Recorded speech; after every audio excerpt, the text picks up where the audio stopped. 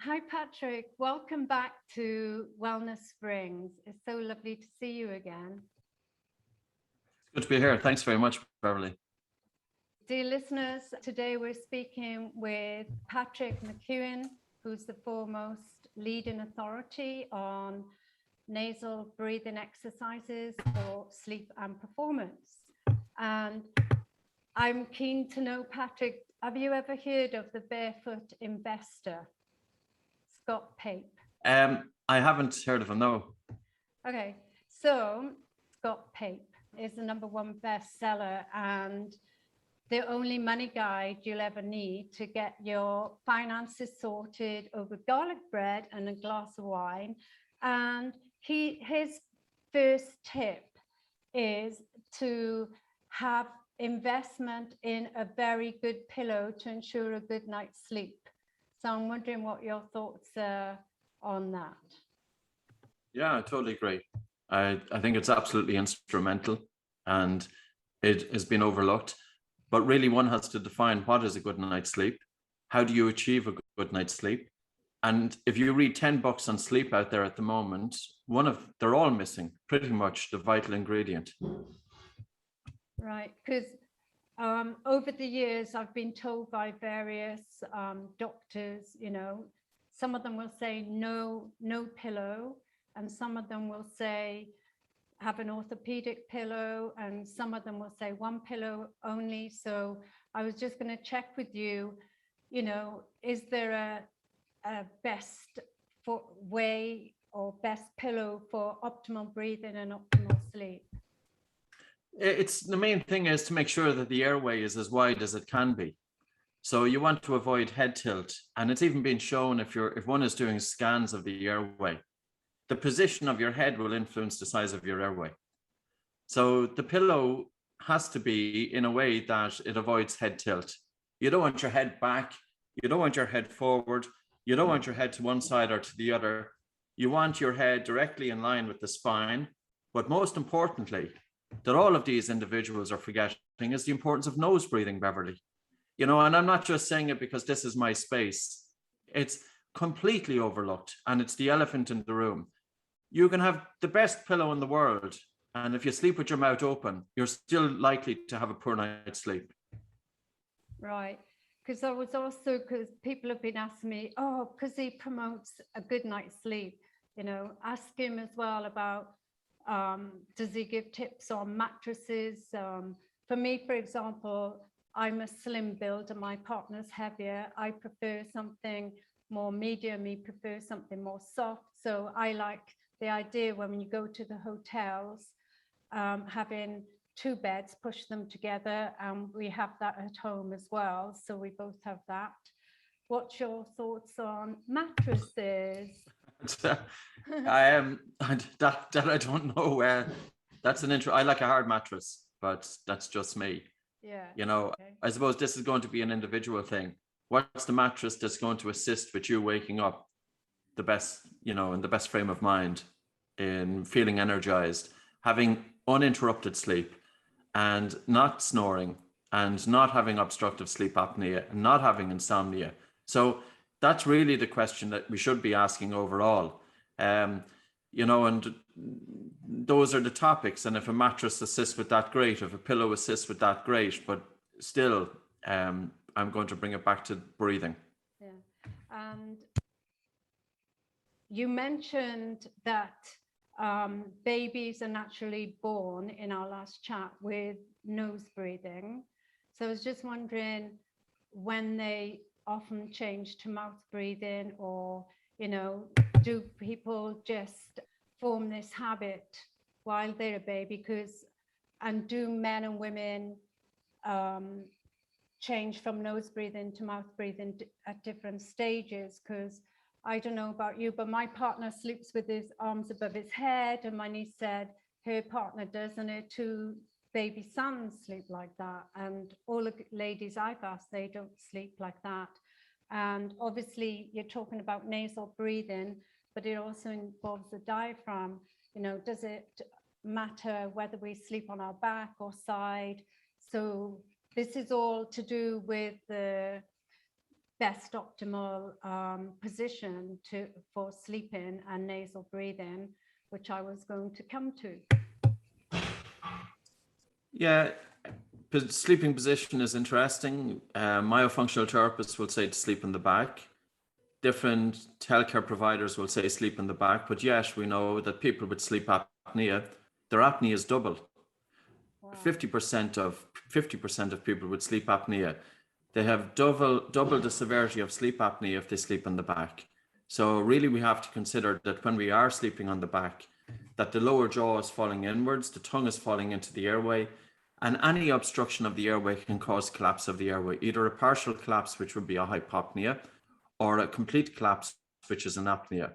And the issue there is that if we have a reduction in the flow of our breathing, that we're not taking as much air into our lungs, or if we have complete stopping of the breath, it disturbs blood gases. Oxygen cannot get into the body. Carbon dioxide cannot leave the body. And this will cause the brain to arouse you from sleep, because of course the brain is here to protect the body. So at some point, if you've stopped breathing during sleep, the brain has to waken you up partially. So you're aroused from the deep sleep. But the problem here is that individuals who could be having 30 of these events per hour, this is not something that might happen just once or twice. Yes, of course it can, but it can happen 50 times an hour. So you will have individuals, and also with children. Obstructive sleep apnea affects about 2 to 3% of the childhood population, and sleep disorder breathing affects about 15% of the childhood population. Obstructive sleep apnea affects more men than women. So it's about 30% of the male population, and it's about 9% from one study anyway of females up to 50 years of age, and 27% from females 50 years of age plus, so post-menopause. So, you know, and coming back then, so obstructive sleep apnea, snoring, and sleep disorder breathing, it wreaks havoc. And your quotation about the first pillar of health is about sleep, I totally agree with it. I don't think we will have good mental health. We won't have focus. We won't have concentration. We are not productive. Our mood is likely to be impacted. And even athletes who are sleepy are more likely to be injured because their reaction times are going to be slower. So, you know, like if you think of the pressures on people to survive now, and even the kid who's in school, and the university student, the corporate worker, the sports person, military, first responders, etc., sleep is vital. And this has only came to fruition in the last 15 years or so, despite it being discussed for the last 400 years. So there's been really a lag. Now, it's great to see that there is some progress there. But, you know, I'm going to come back to this, Beverly. Christian Guilleminault is a sleep doctor who's passed on in 2019, and he was the founding father, or at least considered to be one of the founding fathers of sleep medicine. He, a French medical doctor based at Stanford University. He coined the phrase obstructive sleep apnea, and he developed the apnea-hypopnea index, which is a measurement of apnea severity. I remember him back in Bordeaux in 2016. We were at a sleep congress. He was speaking there. He stood up in the middle of the room amongst all his peers, and he told them that they are missing the elephant in the room, and that was the importance of nasal breathing during sleep.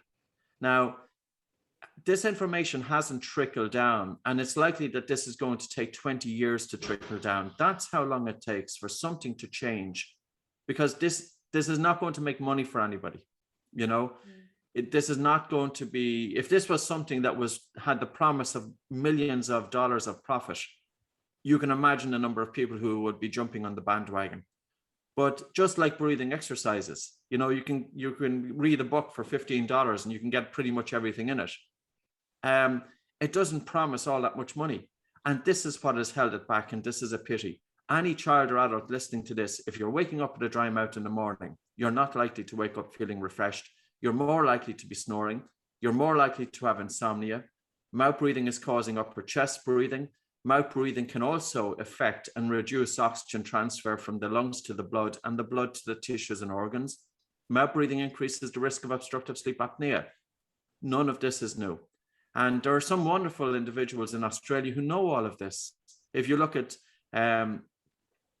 Dr. Derek Mahoney, he's based in Randwick, and he has a team of ear, nose, and throat doctors and orthodontists around him. they will all understand the importance of nasal breathing. So there are some select ENTs who understand it. There's Dr. James Bartley from New Zealand, who has written about the importance of nasal breathing for at least 20 years. But just such a simple advice. And people might be wondering, well, you know, is it not natural to breathe with your mouth open? It's absolutely not natural to breathe with your mouth open. Your mouth is a hole. That's all it is. And it's a hole whereby you can take air directly down your throat. Your mouth does nothing bar let air in. Your nose does all of the work. And it's the only organ in the human body that serves any purpose in terms of breathing. Your first question, in terms of infants, at what age do they switch from nose to mouth breathing? Anatomically, when we are born, we cannot physically breathe through the mouth. And I'm not sure if this is for 100% of infants. There may be some exceptions, but the soft palate, which is basically the soft tissue at the back of the roof of the mouth, that meets with the epiglottis, so the flap that's in the airway. And as a result, physically, the mouth for a young infant is only for eating and for maybe, you know, communicating, etc., drinking. The nose for the infant is only for breathing. Now, in infants, though, who have an anatomically deficient nose, they often struggle. And unfortunately, it's implicated in sudden infant death syndrome.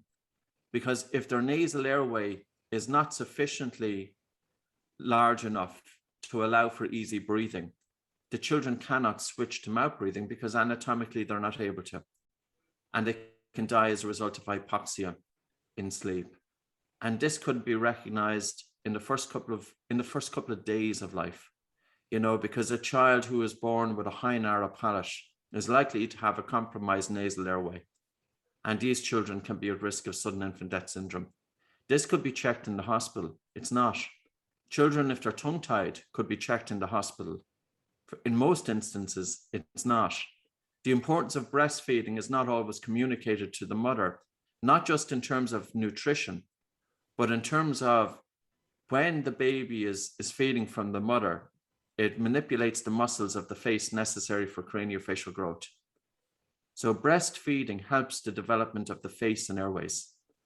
That's not communicated, you know. So I know, and I don't want to put any blame on mothers whatsoever, but the health authorities have been asleep in this instance. It's really time for them to wake up. Well, and what about mothers listening or fathers? How can they detect if the baby's got problems with their palate?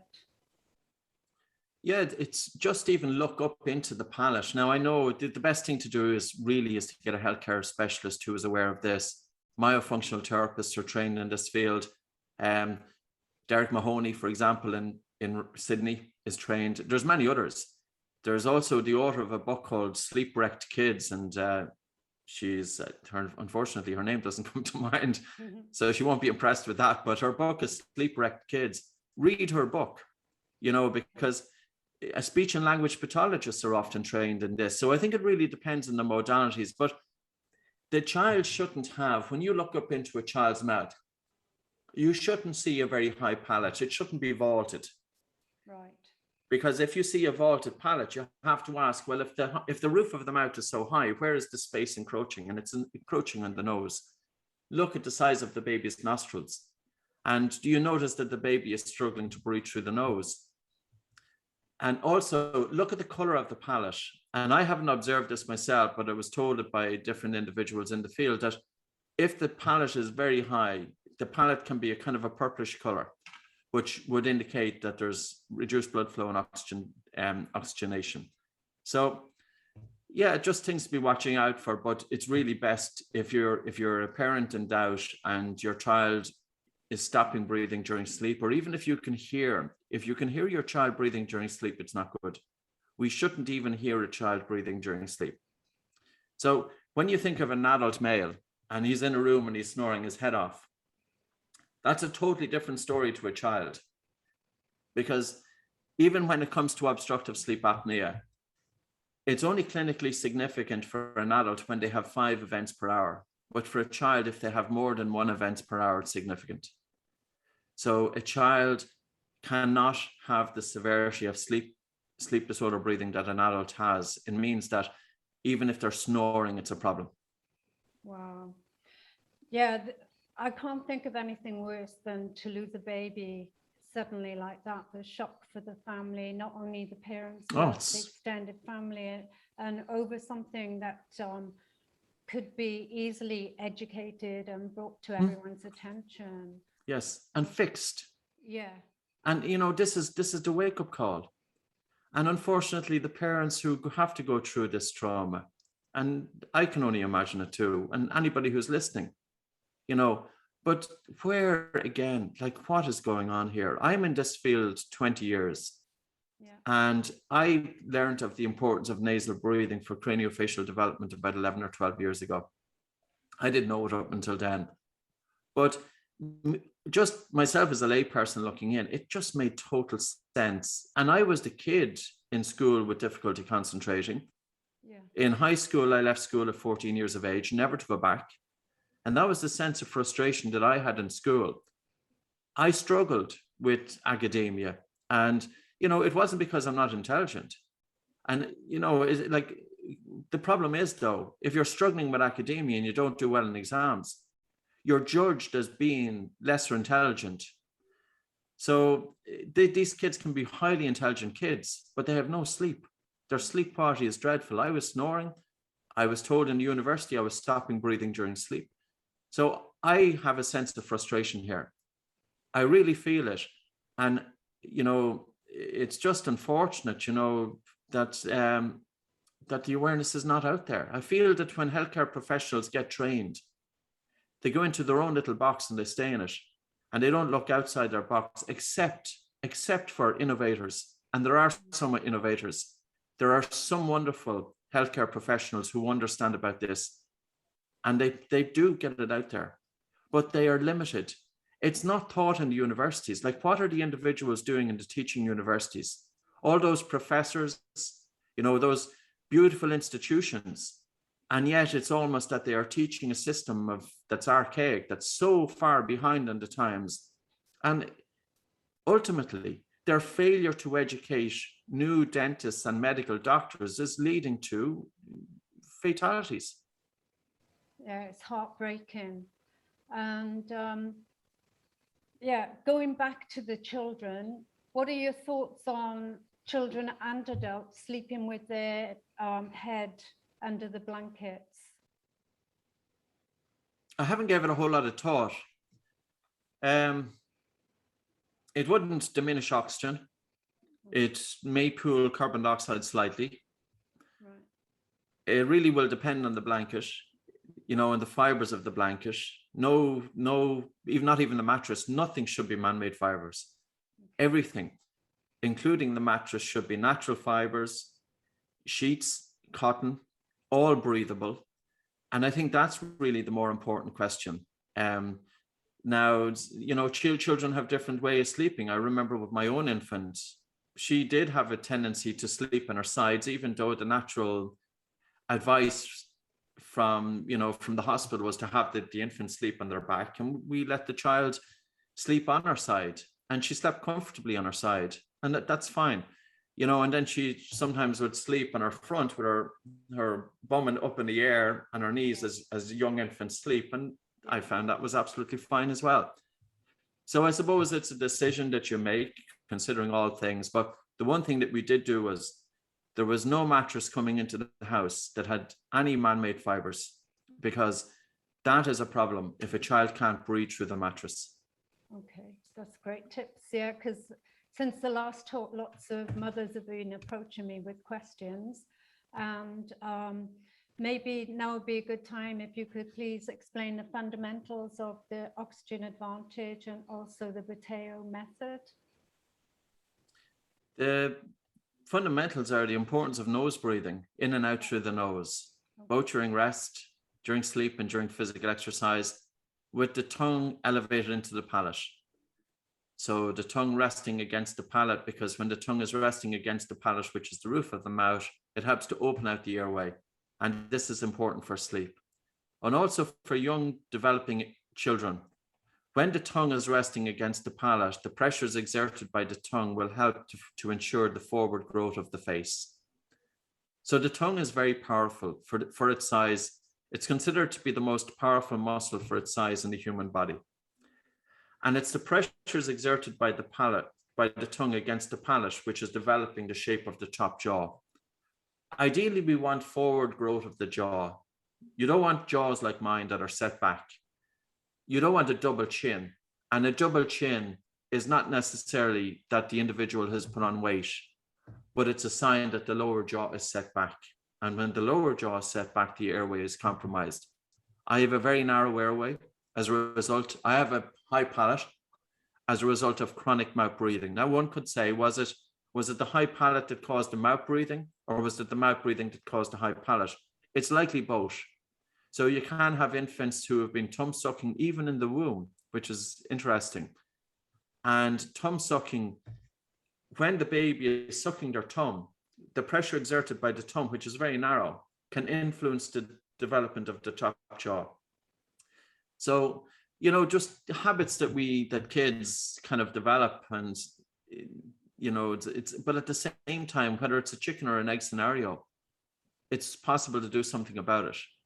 And this is where orthodontics needs to come in as well, in recognition of the importance of nose breathing with the tongue against the roof of the mouth, and also for orthodontics to realize that it's not just about straightening teeth. Children who have crooked teeth, why are the teeth crooked? The teeth are crooked because there's not enough room for the teeth in the jaw. So the top jaw, the maxilla, is too small, and the top jaw is too small. What does that say then? Whether there's enough room for the tongue. We need straight teeth, because straight teeth indicate that the jaws have developed the way they should have developed. And when the jaws have developed the way they should develop, the airway is going to be better, because there's plenty of room for the tongue and the roof of the mouth. I don't have enough room for my tongue in my mouth, even though I've had my jaws widened. And I had that done at 40 years of age. I used to travel over to Agora Hills in California to a dentist, an orthodontist called Dr. William Hang. And for anybody, if you're looking for, say, information on the importance of nose breathing, his website is face focused, and that's not a plug. That's just a source of information. But coming back to Buteyko and oxygen advantage, the importance of breathing starts with breathing in and out through the nose, but there's also 3 dimensions to breathing. There's breathing to have normal biochemistry. And what I mean by that is normal carbon dioxide in the blood. The carbon dioxide is not just a waste gas that people talk about. It plays a number of roles. For an example, it's very common for people who have dysfunctional breathing patterns or poor quality breathing, that they have cold hands and cold feet. And cold hands and cold feet implies that blood vessels are constricted or narrowed. So poor circulation is influenced by how hard you breathe. And what I mean by that is the heaviness of your breathing is influenced by the speed of your breathing multiplied by the size of each breath. It's not just looking at the speed of your breathing. It's not just enough to count the number of breaths per minute. We have to also consider tidal volume. Really, what we're considering is minute ventilation. Now, there's a certain amount of air that we should be breathing per minute. Not too much, but not too little, just right. It's quite common for people to overbreathe. And this can be influenced by genetics. This is influenced by hormones with females. This is also influenced by different lifestyle factors. So, for example, people who talk for a living, talking is not good for your breathing. And people who talk for a living will often know that they're quite tired at the end of the day. Food can impact our breathing. Lack of exercise can impact our breathing. I think that one of the biggest ones for the adult population is stress or trauma. And even as such as even childhood anxiety or childhood separation, that can change breathing patterns. And breathing can change that one becomes overly sensitive to the accumulation of the gas carbon dioxide in the blood. Now, what that means is that carbon dioxide is the stimulus to breathe. Every breath that you take is triggered by carbon dioxide increasing in the blood. And the brain reacts by sending a message to breathe. The brain sends a message to the diaphragm breathing muscle, which is located just at the base of your lungs. And the diaphragm breathing muscle moves down by about 1 to 2 centimeters during rest. And the intercostal muscles, which are the muscles in between the ribs, pull out. So this increases the volume of your chest, and as a result, you take an inhalation. However, if you're overly sensitive to the accumulation of carbon dioxide, the triggers, the messaging coming from the brain is going to be quite strong. And I know I'm using very kind of layman terms here just to keep it simple. Yeah. This will result in faster and harder breathing. So if, for example, one way, I suppose, to get an idea of your own breathing patterns is to sit next to your colleague, and hopefully your colleague's breathing is pretty decent, and compare how hard and fast you breathe relative to your colleague. Now, your colleague could be a top athlete, but it doesn't necessarily imply that they've got good breathing. We work with world-class athletes. Some of our instructors are working with, literally world-leading athletes, and they can have poor breathing patterns. Because athletes, of course, are prone to perfectionist tendencies. They're prone to their own stresses, genetic influences, etc. And physical training does not always improve breathing. But if you can improve your breathing, you can improve your athletic performance. So breathing is about looking at the biochemistry of the breath, but it's also about looking at the biomechanics. And this is implying good amplitude of the diaphragm. Your diaphragm breathing muscle separates your chest from your abdomen. And every breath that you take, the diaphragm is moving. And as the diaphragm is moving, it provides stabilization for the spine.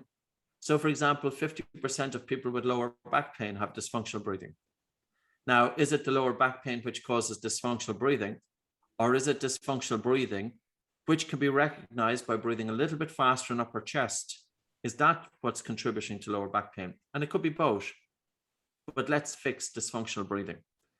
There's another connection between the diaphragm breathing muscle and the gastrointestinal tract, and also in lymphatic drainage, because every time you breathe, you've got the diaphragm, it's massaging the internal organs, and it's assisting in lymphatic drainage. So the lymph system is like the body's sewage system, and getting rid of waste from the human body, and it doesn't have a pump of its own. So it can rely on the actions of the diaphragm, the movement of the diaphragm, to get rid of waste from the body.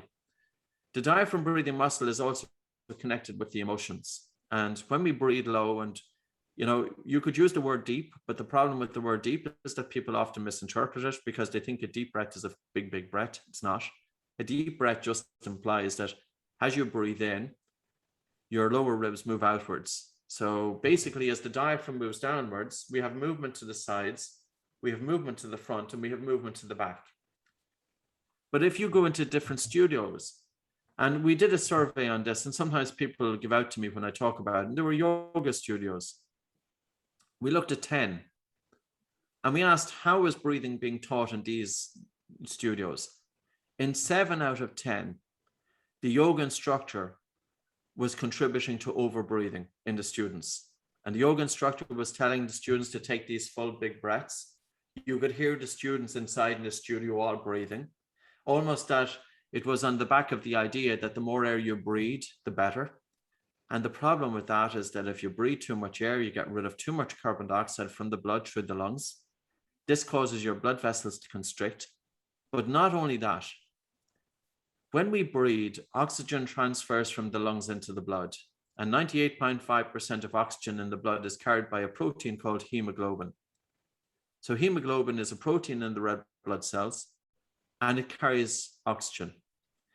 Hemoglobin releases oxygen in the presence of carbon dioxide. This is called the Bohr effect.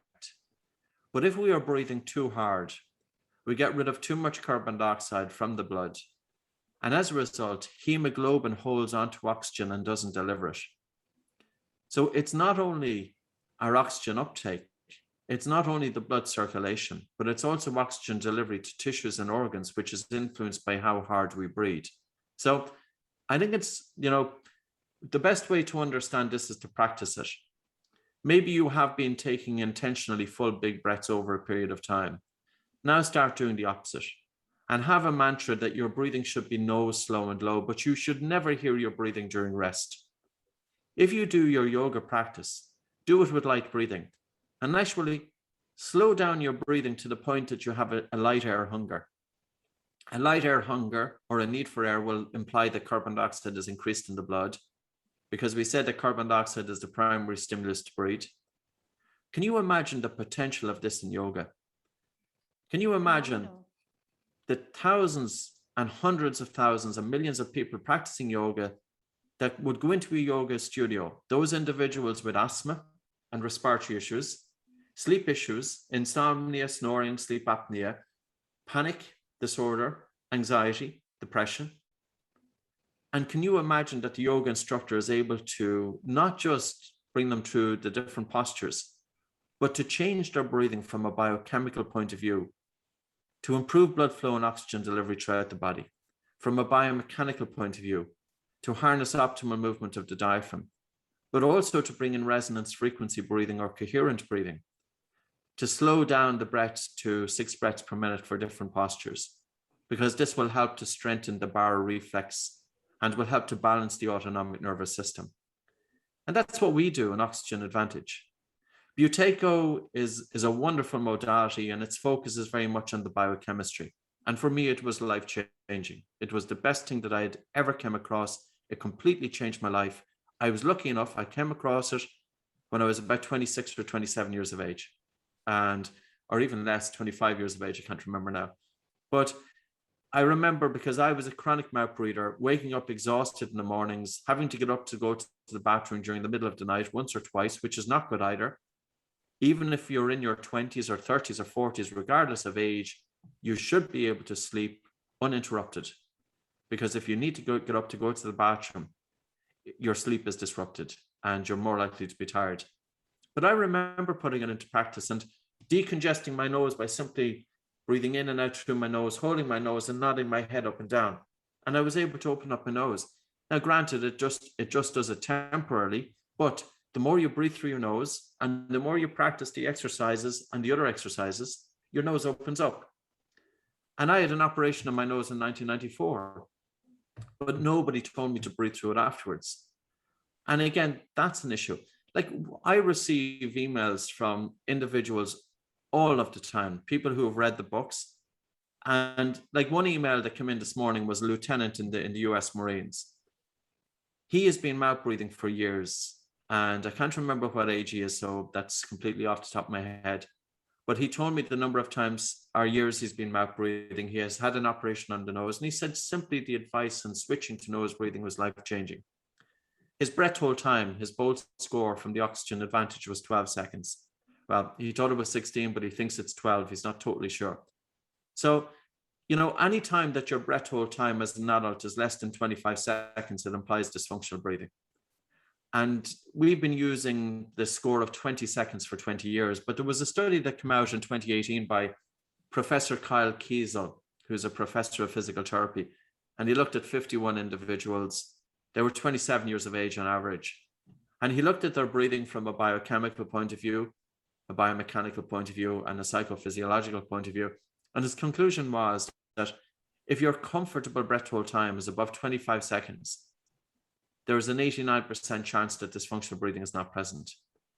Now, if we were to measure 100 people and have them sitting down, resting for 5 minutes with normal breathing, as you should be, and then ask them to breathe in and out through your nose and pinch your nose and hold your breath, and we time it until you feel the first definite desire to breathe, I would pretty much guarantee that at least 60% will have a breath hold time of less than 25 seconds. That implies dysfunctional breathing. Now, what does that mean in everyday sense? Well, it means that if your breathing is dysfunctional, and I know dysfunctional mightn't be maybe suboptimal breathing or room for improvement, but if your breathing has room for improvement during the day, it has room for improvement during sports. Because if you have a low breath hold time during the day, you're more likely to be disproportionately breathless during physical exercise, to gas out too soon, to have exercise intolerance, to be overly breathless during physical exercise. Your sleep is likely to be impacted because your breathing is harder and faster during sleep, and this increases resistance to breathing. So this is going to contribute to snoring and obstructive sleep apnea, but also insomnia. Your mood is likely to be impacted because if you have a low breath hold time, you're more likely to be breathing a little bit faster in upper chest, and faster in upper chest breathing will increase the stress response. So it increases sympathetic drive. So the stress response of the body. And that's why it's very important to learn light, slow, and low breathing, or light, slow, and deep. The LSD can be a good acronym there. And improving your breathing in order to influence the autonomic nervous system, but your overall health as well. So yeah, so that's what we do. What's the difference between Buteyko and Oxygen Advantage? Buteyko is very much health focused, and it's on the Buteyko method. We have about 10 exercises. Oxygen Advantage encompasses health and sports. So I wanted to bring out a breathing modality for sports performance and now for corporate performance as well. And that's where the Oxygen Advantage comes in. Oxygen Advantage is more widespread, it's more broader, because I could bring in breathing exercises outside of the Buteyko method. And, you know, this is another aspect. Breathing is often taught according to tradition. And my training was originally in the Buteyko method, and I can make small tweaks, of course, with experience with the Buteyko method, which I have in terms of what we teach, but I couldn't change it and add stuff that was so different, but I can with Oxygen Advantage. So Oxygen Advantage, we have 26 breathing exercises. So we just have a bigger toolbox. So yeah, so that's the difference between the two modalities. There's some crossover, of course, but there's quite differences as well. And if someone was to come for a consultation with you, what would the person expect, or is it all tailor-made? Just for the listeners yes. to get an understanding of what happens, the type of work that you're doing. Like the first thing that we do is I'd always look at person's breathing and do it discreetly and just pick up on how are they breathing. And we're paying attention to how fast is the person breathing. Are they breathing up her chest? Do they have regular breathing patterns? Are they nose breathing, mouth breathing, etc.? Is there breathing and effort? We look at the natural pause following exhalation. So we get a good sense of a person's breathing even just by observing it. And we can do that online. That's just with experience. We measure breath hold time. We give them some feedback. We make sure that they're measuring it correctly, because sometimes people aren't sure where is the exact point to let go, and a little bit subjective, but if we can get it within a couple of seconds, it gives us, you know, that feedback. If we have an athlete, we can go much different. So we go through the functional breathing patterns, light, slow, and deep breathing, 3 dimensions of breathing, but then we bring that into physical exercise. How to breathe when you go for a walk, how to breathe when you go for a run. We also use breath holding. So here we deliberately have the individual hold their breath during jogging, running, and sprinting.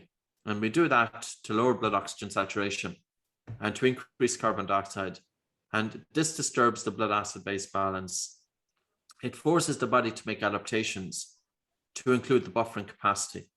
And what this means is that when the individual then is doing physical exercise, the hydrogen ion coming from the tissues is buffered, and we can delay lactic acid and fatigue. So from a performance point of view, we look at breathing with the Oxygen Advantage. Functional breathing is to get everyday breathing better, but we also have strategies then of how to apply in sports, in rugby, in soccer, in MMA, in different sports. And we have, you know, even during the week, working with, not this week, last week, Premiership footballers, bringing them through their paces. And, you know, these are pros.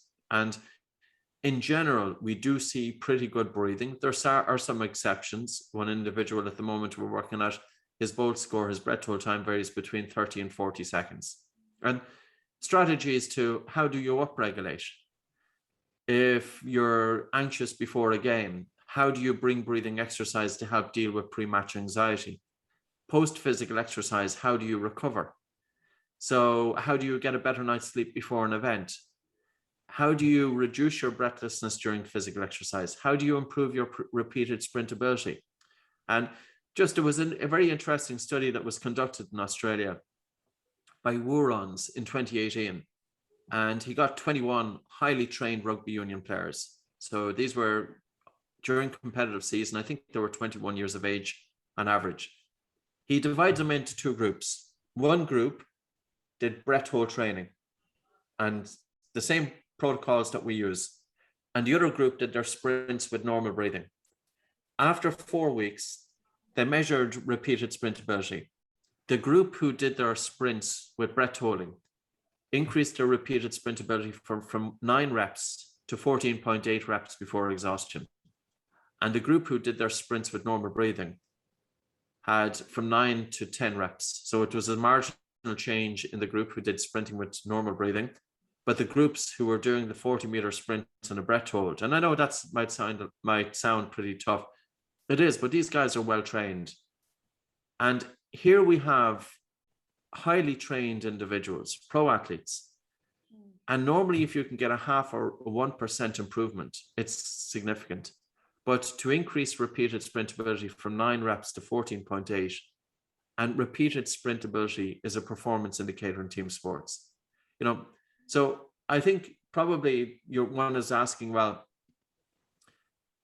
if it's so good, why hasn't it got out there? And that's a question that I've been asking for 20 years.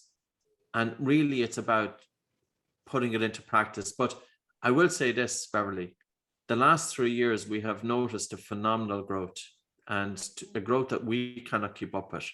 And we have a minimum of 1,000 instructors across 50 countries. And, it's tremendous. It really is. And as one person said, it's taking 20 years to be an overnight success. But it's great to see breathing getting out there, and it's high time. Oh, yeah, absolutely. Breath is vital for life. Without it, we're dead. And I've worked like yourself a lot with athletes, and from what you're saying, that is, big changes, it's game changing, literally, for them to improve their performance.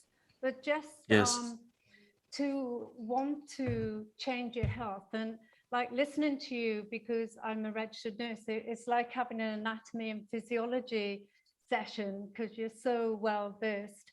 And I was chatting with a colleague the other day, and she said even though she did O-level, A-level biology, it was only when she did some naturopathy training and something else that she really learned about the body systems and what they do. So for me, I think this is the best education for late teenagers, early teenagers, adults, because these bodies come with us throughout life. And it's like, you need to take control of your life and, to be able to change your life from that multitude of dis-ease that you mentioned earlier, that can be controlled just by simple nasal breathing exercises. So yeah, fingers crossed. And just one quick one. There's a saying, if you don't use it, you lose it. Is that the same with the nose? Yes. And this has been shown. I can't remember the exact study, but there were individuals who anatomically couldn't breathe through. I think they were fed via the throat, and their nose become totally unusable. So it was a proof that if you weren't using your nose, that it gets progressively more obstructed or more difficult to breathe through it. I would fully agree with it, but the converse is true. If you continuously breathe through your nose, your nose works much better. And, when people talk about a stuffy nose, oftentimes probably doesn't get that much attention. But if you have a stuffy nose, you're 2 to 3 times more likely to have moderate to severe sleep disorder breathing. People with a stuffy nose are more tired. And the implications for that, if we think about childhood, and we were talking about young infants earlier on, there was a study by Karen Bollock published in Pediatrics Medical Journal in 2012. She looked at 11,000 British children, and she looked at them over, I think it was a 5 or 6 year period. Children with snoring or sleep disorder breathing. So children with sleep disorder breathing at age 5, if they were untreated, they had a 40% increased risk of special education needs by age 8. Now, we have to think of the implications of this. Here's a window of 3 to 4 years. And if children are having sleep difficulties, it's causing brain damage. And that's literally what it is, because the brain is developing in a young child in the very formative years. And in order for the brain to develop, the child must have deep sleep. And how many kids have issues related to sleep deprivation. And it's not just about the time that the child sleeps in bed. Like as a teenager, I could sleep for 10 hours. I could sleep for 12 hours. I would still wake up exhausted. So there's a whole different story between quality and quantity. And quality is not just about sleep hygiene. It does come back to functional breathing patterns, no, slow and low. It's very important. Right. And because you mentioned families and children, and you mentioned genetics, did anybody else in your family have asthma, like your parents or siblings or grandparents or your daughter? Yes, my parents didn't. Right. My parents had wide facial structures. Uh-huh. So they never had asthma throughout their life, and broad faces and strong people. And we weren't, because this is the change though in diets. From all it takes is one generation. And my daughter is missing teeth, so she's got tooth-agenesis. And the problem with that is that it's not just that she's missing one tooth. It indicates that her jaws are too small. So we've been working with her with this since she's been 4 years of age in terms of developing the jaws. And, the issue is, like, of course, I'm aware of the impact of tooth-agenesis on sleep disorder breathing for the rest of one's life, but not every parent is, because it just doesn't get talked about. But this is where the dental industry has been asleep. And why have dentists not been trained to recognize the risk factors for sleep issues in kids and adults? Like, I'm 48 years of age, and I've been to a medical doctor once in 20 years. Now, I could have sleep disorder breathing, but because I don't attend the medical doctor, it's not going to get recognized. Many men are going to be like me. So there's many men out there who haven't needed to visit their medical doctor, but yet they may have sleep apnea, but they don't know it. Now, their partner might be telling them that they do, but men can be stubborn too. But we've had to visit our dentist twice a year. So we visit our dentist regularly. And the dentist is in an ideal situation because already the dentist is looking into the mouth. The dentist can check for scalloping of the tongue, which can indicate that the tongue is pressing up against the teeth. The dentist can check for a high palate. The dentist can check for mouth breathing. The dentist can check for trauma to the upper airways. The dentist can check for the size of the airway, but it's not happening. So why have dentists overlooked sleep? And there must be thousands of people who go into a dentist today and they're walking in one door, they have obstructive sleep apnea, they're walking back out that same door, and no attention has been brought to their sleep. Now, not all dentists, of course. I'm talking about the industry. I'm talking about the teaching profession. But then, of course, we have dentists on the ground who know all of this. And luckily, there is a change happening. But it's going to take 20 years. Yeah, I was about to say, it's probably down to education. And if they didn't get taught it in universities. They don't get it taught in universities. Yeah. Like, universities are not fit for purpose in terms of the curriculum needs to be changed. The curriculum needs to be more progressive. But then again, you have to ask, what is the caliber of the individuals in the teaching professions? Like, is it a situation that you go into a teaching profession and there's no impetus for you to grow? There's no impetus for you to be innovative. There's no impetus for you to be seeking new developments? Or do you just go into this teaching profession and you have your job now and happy days, do whatever you need to do and fulfill the minimum that you need to do to get paid and do it for 30, 40 years, get your pension and happy days? That shouldn't happen. Universities should be innovative and they should be out to seek the truth, but they're not. As you said. It seems that I'm giving out about everybody this morning, but I often have a rant on this because looking from the outside in, I really wonder, why has it been missed? Yeah, well, because you've had personal experiences of, being a chronic asthma sufferer, and you've experienced firsthand what was done to you. and you've dedicated the rest of your life to it, and you've seen, you know, thousands and thousands of people change their life for the better from doing the simple nasal breathing. And I just can imagine the frustration. And as you said, you know, nobody makes money out of nasal breathing. So, you know, fingers crossed with the amazing ENTs you mentioned here in Australia and New Zealand, you know, and the 1,000 plus therapists that you're training, you know, it will get out there. And I'm keeping my fingers and toes crossed before 20 years, because So am I. Beverly, I just like to point out, like, we have some wonderful instructors in Australia, Mckeown and many others, you know, and they've been putting this out there for many years.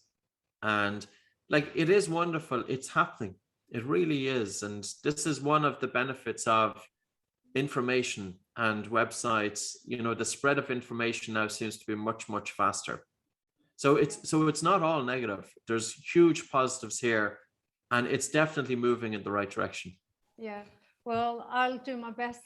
And now you mentioned Mckeown, I actually contacted her recently, and I'm doing one of her workshops in a couple of weeks. And fingers crossed, a couple of my friends will come along as well.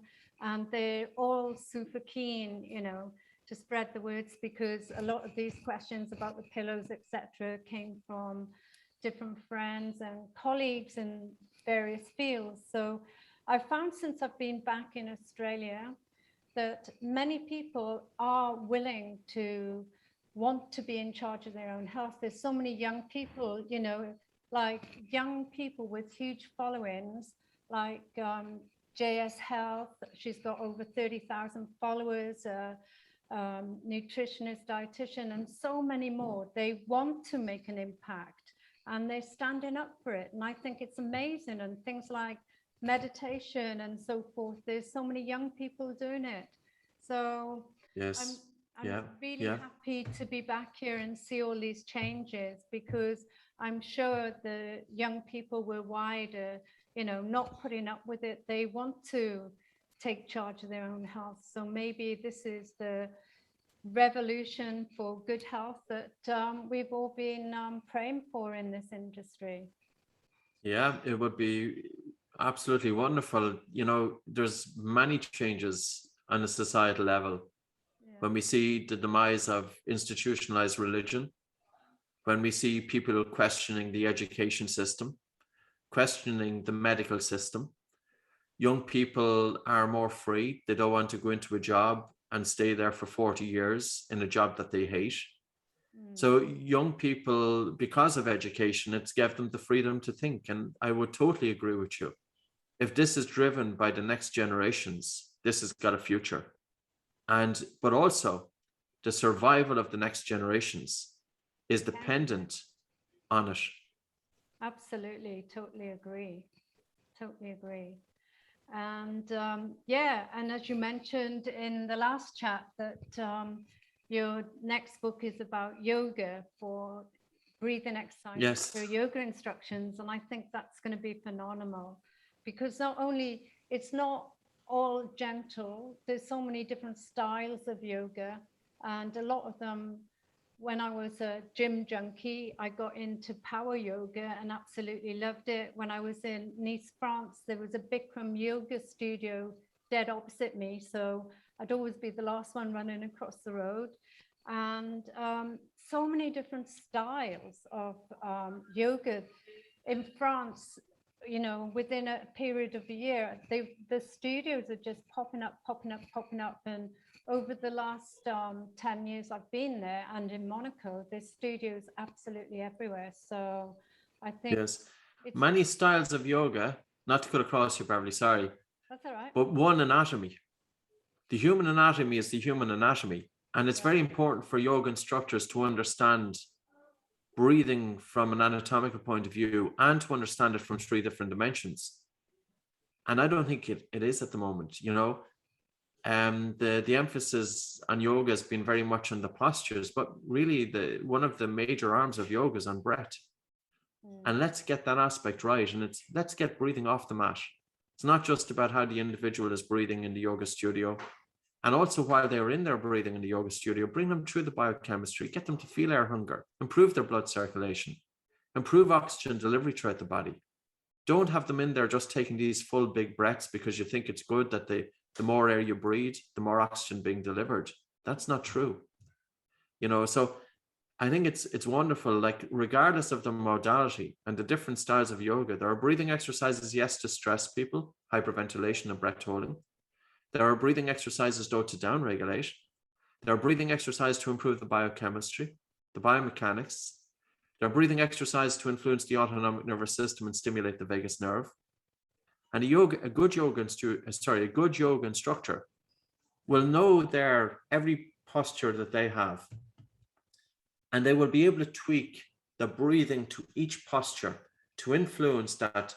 When you have a student coming in, by the time of that session is over, you'll have brought that student through every single modality of breathing. And that's where it should be. And that's what we want to do with the Oxygen Advantage. I had an idea, whatever it was, 11 years ago or 10 years ago. We have a workshop. It's 11 exercises. And you bring people through it from exercise 1 right through to exercise 11. And by doing so, you're targeting every single modality of breathing. But it can be done in yoga, and it can be life-changing. And also for the yoga instructor to say, how I'm teaching you how to breathe inside the studio is not limited to the studio. This is how you should be breathing in your everyday life. This is how you should be breathing during physical exercise. This is how you should be breathing during sleep. And giving people the ability to understand that with the breath, you can change states. If you're going into an exam, there is a way to change your breathing patterns. And it's also been shown in business that if you do 2 minutes of slow breathing, you've got better decision-making. If you're feeling lethargic and you want to upregulate, there's a way to do that. If you want to improve your breathing, if you want to get deeper sleep, if you breathe light for 15 minutes before sleep, if your nose is stuffy, what do you do? If you want to go for a run and optimize oxygen uptake, what do you do? How do you improve alveolar ventilation? If you're climbing a mountain, is there a way to breathe to improve gas exchange? And the answer to all of that is yes. And when you have those tools, as you mentioned earlier, these tools are for life. I've used them in my personal continuously. Even before we had a chat, went for a 5K jog, and it was nose breathing and breath holding. And that's what I do. And nose low and slow breathing. And, you make it part of your life, and then you don't have to think about it, but you'll always get the benefits. Fantastic. Well, I've been doing a lot of your tips, and I've got a heart post-it by my door saying, pinch my nose. So every time I walk out, I do my nose holds just to make it a habit. And a lot of people on my meditation weekly groups have been practicing, and they've all listened to the exercises you gave last time. And a few of them have contacted me to say, when they do the air hunger ones, try to practice for 3 or 4 minutes. Sometimes after 7 to 10 breaths, they need to take a longer breath, but they make sure it's slow breath out, and then they continue. So they asked me, was that okay? And I said, I'm sure. Yeah, of course. Yeah. Of course. If you're doing the breathe light exercise and you're really taking a soft breath in through your nose and a really relaxed and a slow, gentle breath out, and you're reducing the volume of air that you're breathing in, if you get a little bit stressed, or if you have involuntary movement of the diaphragm, take a rest. So take that fuller breath and take even 2 or 3 of them, and then go back to it. So it's a balance. This is really a tricky exercise, but it's a wonderful exercise. And it's a wonderful exercise because you're deliberately creating a little bit of discomfort in the body, and you're surrendering to the discomfort. But the air hunger is also signifying that carbon dioxide is increasing in the blood, and this stimulates the vagus nerve. So for many people, they will have increased watery saliva in the mouth, that your body is prepared for the digestion of food. You've activated the rest and digest response, but also they get sleepy. So they are down regulating. And also you're increasing blood flow and oxygen delivery to the brain. And throughout the body, you'll notice that your hands get warmer for many people. And you're also reducing the body's chemosensitivity to carbon dioxide buildup. So it's a very simple exercise, but it's a very wonderful exercise. And yeah, it can be a little bit tricky. You have air hunger, the air hunger gets too much, just take a rest and go back to it. And I think this was one of the pivotal moments of when I came across it, because when I practiced doing that exercise, I felt the temperature increase in my fingers, and I knew I was onto something. And this is where people say to me, well, I've been doing this breathing exercise for 10 years. Well, I said, that's fine. Do this exercise for 2 weeks and see if it brings you more benefits than the previous 10 years doing your previous exercise. And that's the best way to find out. If it works, it works. And if it doesn't, you don't feel anything from it. Yeah, you probably can't remember, but I did say about my cold hands and feet. So I've been practicing those. And it's funny, I notice at different times of the day, I can do it more easier than other times, and depending on my mood and things like that. But my hands have definitely got a lot warmer. So I'm very grateful to you for that. Good stuff. Thank you. And on that note, I'd like to say thank you very, very much, as always, for coming on the show. And I'll put your links like the last time. And I know there'll be lots of ladies, both in France, Monaco, and Australia, who are waiting keenly to hear this chat. So thank you very much. Pleasure. Thanks very much, Beverly.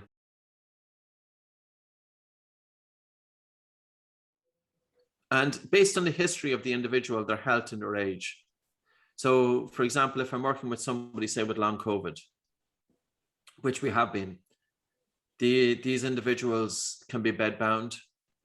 And I know that dreaded word I shouldn't have mentioned, but in terms of these individuals can be bedbound, and their breathing can be very fast, and their breathing can be very much effortful, and they can be struggling for breath. The autonomic nervous system is taxed. For these individuals, we go very, very gentle. So it's relaxation, it's small little breath holds, nose breathing, and if possible, slow breathing. So doing it to the person.